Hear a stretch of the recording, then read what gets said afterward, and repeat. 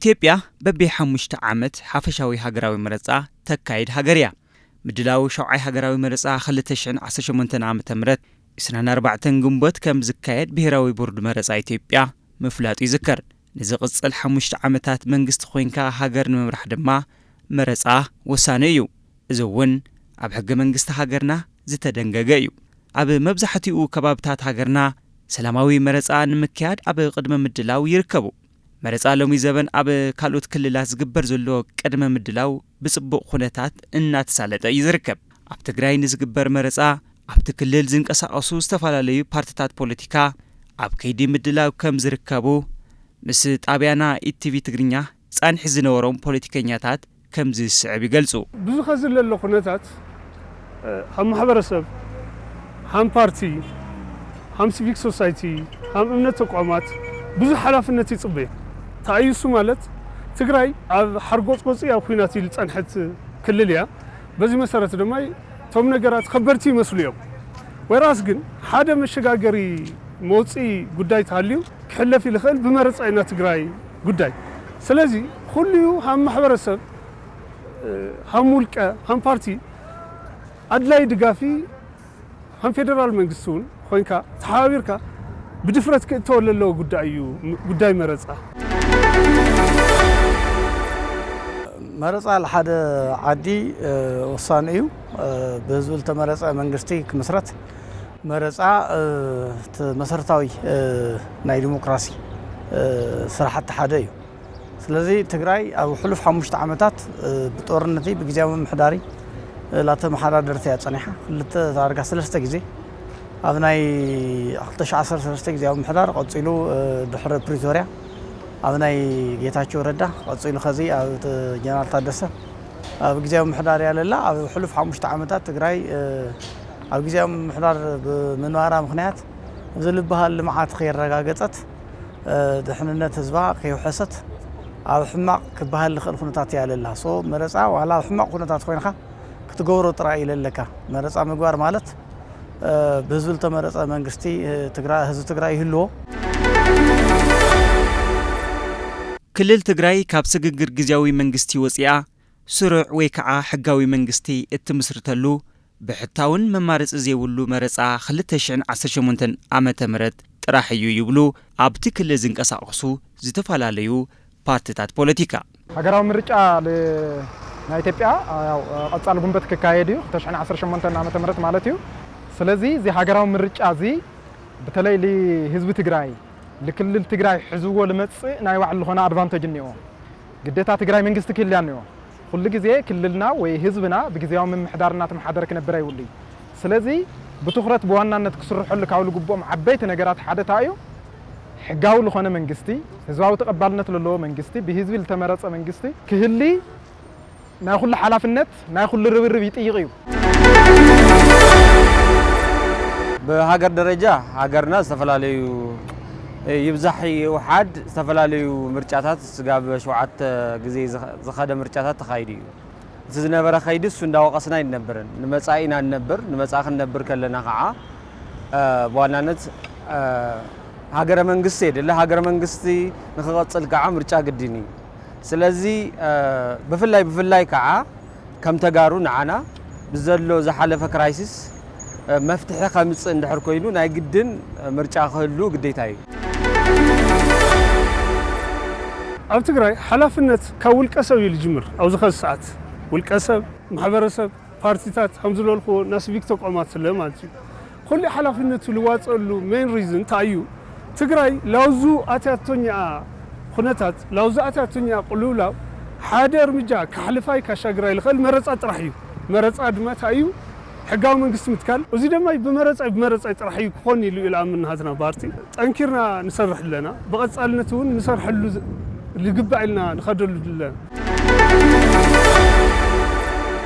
ኣብ ትግራይ ግን ሕጂ ፍሉይ ዝበለ ነገር ይረአ ኣለና ብዙሓት ፖለቲካ ፓርቲታት ኣለዉ ኣነ ብዙሓት ምዃኖም ብዙሕ ይጸልአን ምክንያቱ ሰባት በብኸባቢኦም ንዝውክሎም እና ንዓዱ ዝቁርቆር ሰብ ዝተፈላለዩ ምሁር ዝመጸሉ ዕድላት ክፈጥር ኢለ ይሓስብ ብቶም ዘለው ፖለቲካ ፓርቲታት ስለዚ ሕድ ፓርቲ ኣብቲ ውድድር ኣትዩ بنصانت تخكلنيا توكلتي قناعات زخون توكلتي نتمرጫ كعزب زخولو መንግስቱ ንعኦም ፕሮቴክት ገይሩ ትክክል ዝኾነ ምርጫ ሰብ በነጻነት ዝመርጸሉ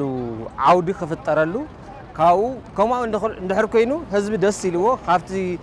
ኣብ ዓድና ዘሎ ክራይሲስ ብጣዕሚ ዝሕዝን ነገራት እውን ብዙሓት መፍትሕታት ከምፁ ይኽእሉ እዮም ኢለ ይሓስብ ዝተረጋግዐትን ሰላምን ልምዓትን ዝተረጋገጸላ ትግራይ ንምውሓስ ድማ ኣብ ወርሒ ግንቦትን ዝሳለጥ መረጻ ወሳና ይብሉ አመራራሃታት ፓርቲታት ፖለቲካ መረጻ ለህዝብ ትግራይ መማረጽ ለይውሉ መማረጽ ይስጥራዩ ስለዚህ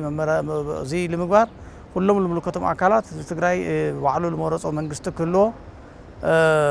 ሰናይ ምሕዳር ክረጋገጽ ልምዓት ክረጋገጽ ትግራይ ላብዳግመ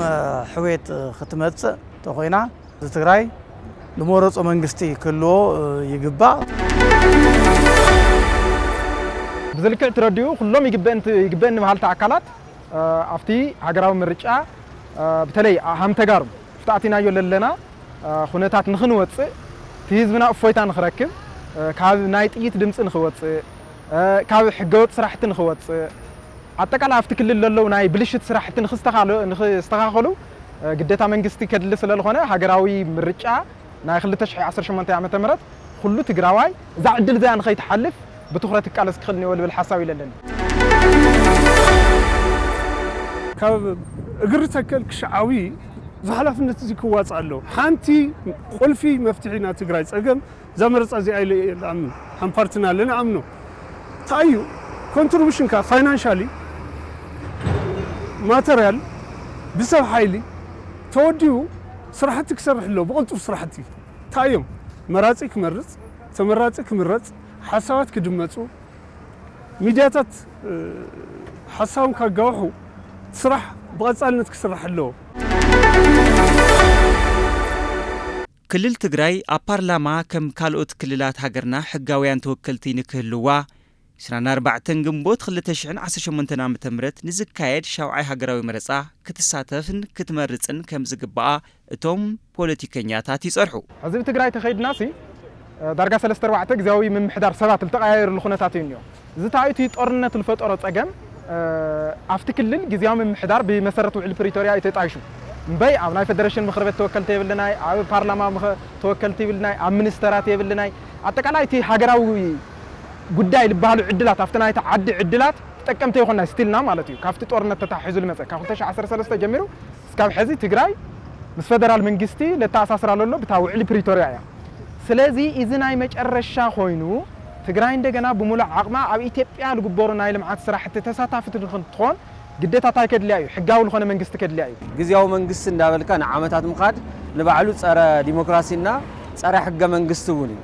ሰብስ ተወከልቲ የድልይዎ እዩ كل سب توكالي خمرز توكالي خبال كله خاب وردا سقاف فيدرال زلو توكالي مريضنا زحاشة جزي خمس إلي تصفي جبر هم قاعة اتما حبرسة بتهزبك جنزابي فاتيرو قديتها سخن خنفت سمول لنا زبل حلف نتبالت له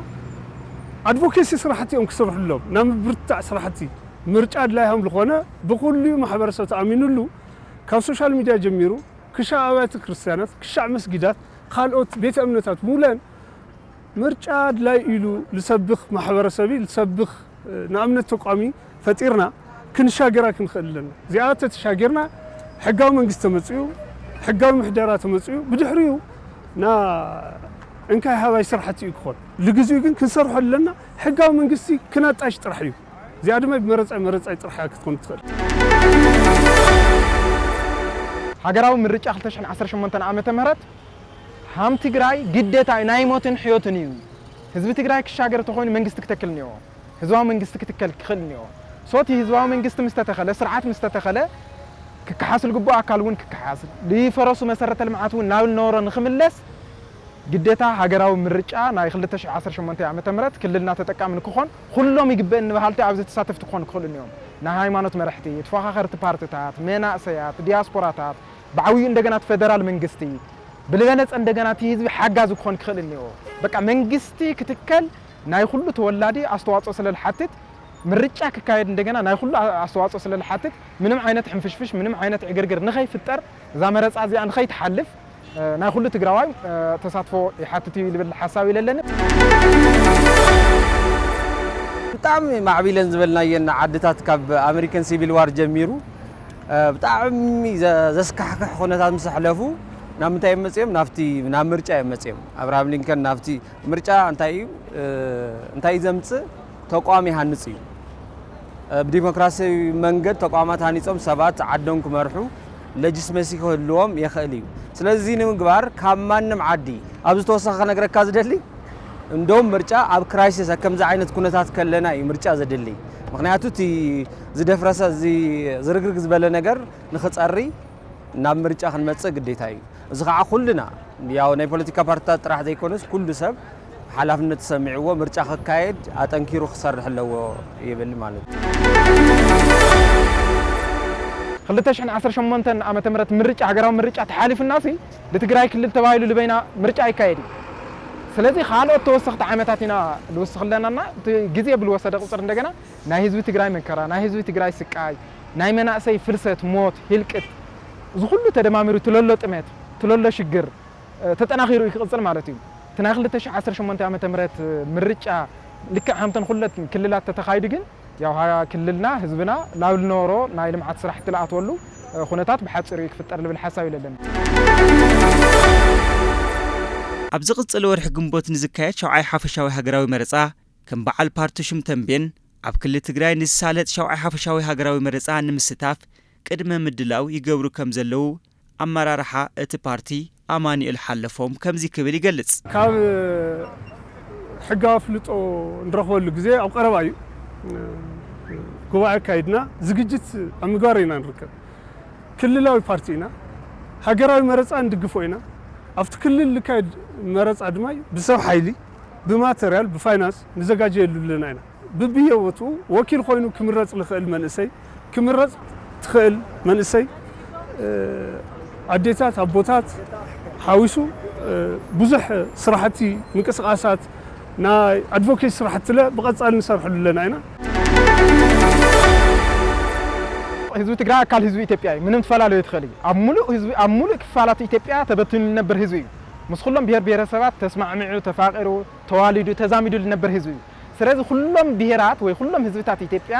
ትግራይ 2018 ዓመተ ምህረት ምርጫ ንኽተካይድ ዝተፈላለዩ መንገድታት ክሕግዙ ክኽእሉን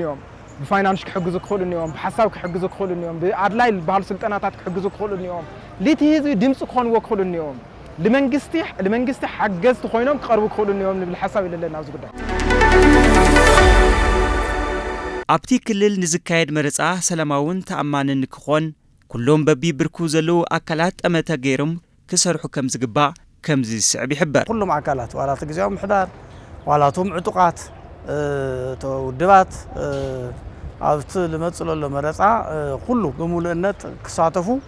ቶም ዕጡቃት ትመረፃ ከይዕንቅፉ እንዲያም ኣካልቲ መረፃ ክኾኑ ባዕሎም ትመረፃ ውሕስቡ ዝኾነ መንገዲ ከፈጽሙ ብፌደራል መንግስቲ ለሎ ኣብ ትግራይ ኣኻኣለ ኩነታት ክፍጠር ትለዋጥጥ ለሰሓብ ለሎ ናይ ፕሪቶሪያ ብሙሉእነት ብምትግባር ተፈናቀልቲ ኣብ ዝሓፀረ ግዜ ላብ ቦቶም ላብ መረቦቶም ክምለሱ ብምግባር ኣብ ትግራይ ለሰሓብ ለሎ ጉዳይ ዓፂኻ ላብ ለየድሊ ግጭቲ ጦርነቲ ከይተኣተወ ትለሰሓብ ለሎ ብሰላማዊ ብንግግር መንገዲ ፈቲሕኻ መረፃ ዝግበረሉ ኩነታት ክፍጠር ይግባእ ልብል እምነት እዩ ለለኒ በብደረጃ ዘሎ ማሕበረሰብ ክምረፅን ክጉስጉስ ኣለዎ ንምንታይ መረፃ ተወካሊ ማለት ምህላው ማለት ናይ ሰላም መሰረት እዩ ናይ ኢኮኖሚ መሰረት እዩ ናይ መጻኢ ዕድል ብባዕልኻ ምውሳን መሰረት እዩ ስለዚ ምርጫ ክንመርፅ ኣለና ኢልና ክንዛረብ ከለና ህዝቢ እዚ ክሰርሕ ኣለዎ ክንብል ከለና ምእንቲ መኒ ምእንቲ ባዕልና ማለት እዩ ምክንያቱ ርኢናዮ ኢና ዝሓለፈ ክራይሲስ ብምርጫ ምረፁ ይትምረፁ ሕጋውነት ተባሂሉ ዝተፈጠረ ጉዳይ ሚልዮናት ተስኢንና ዘሎ ማለት እዩ ስለዚ እቶም ሕጋዊ ዝኾኑ ሰባት ኣብ ፌደራልን ኣብ ክልልን ኣብ ወረዳን ንኽወከሉ ናይ ምንባር እዩ ማለት ምርጫ ኢኮኖሚ እውን እዩ ስርዓት እዩ ሃገረ መንግስቲ መቐጻሊ ስለዚ ኩሉ ንጹህ ዝኾነ ሰሪሑ ዝበልዕ ትግራዋይ መረፃ ክግበር ናይ ግድን ክጉስጉስ ግዴታ እዩ ካብይ ጀሚሩ ማለት እዩ እዚ ነገር እዚ ክንሓልፎ ኤሊት ትግራይ መንእሰይ ትግራይ ምሁር ትግራይ ቀሺ ትግራይ ኢማም ትግራይ ተሓባቢሩ መረፃ ሕጋዊ ዲሞክራሲያዊ ኮይኑ ክካየድ ኣበርክቶ ክገብር ኣለዎ ኢልና ንኣምን ንሕና እሱ ኢና ንሰርሕ ኣለና ኣብ መወዳእታ ህዝቢ ትግራይ ካብ ኣትይዎ ዘሎ ጸገም ንምንጋፍን ሕጋዊ መንግስቲ ንምትካልን ኣብ ሸውዓይ ሃገራዊ መረፃ ንኽሳተፍ ንባዕሉ ቅድመ ምድላው ክገብር ከም ዝግባእ ናይ ዝዕለ ሰናይ መልእኽትና እዩ እሞ ሰላም